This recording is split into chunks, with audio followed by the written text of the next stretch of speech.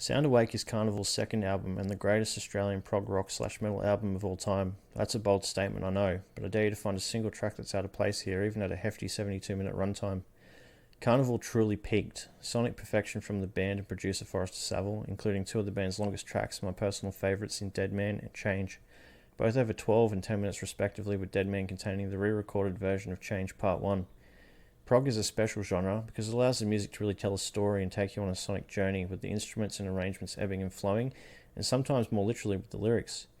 The boys entered the studio in 2008 after touring the US, giving fair warning that this album would be a big step up in progression from Themata, also differing in terms of the approach they took with the album, with the band writing together in a collaborative manner in a jam room, focusing on a more natural sound, which had not been done with previous releases.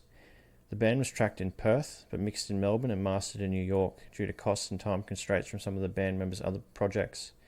The band continued touring in 2008, playing the legendary Big Day Out and home-baked festivals, introducing the crowds to the new offerings that would make their way onto Sound Awake, including Goliath, Dead Man, New Day, to name a few.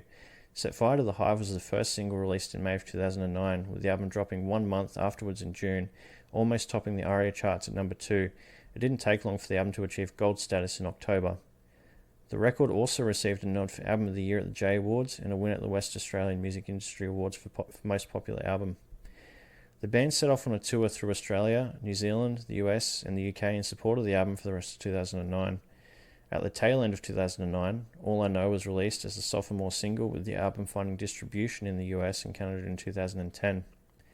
2010 saw another year of touring across Australia, selling out shows which broke new ground for the band. The band were lucky enough to play in Mumbai in India off the back of their newfound internet success, playing to the largest crowd of their careers, a whopping 10,000 people.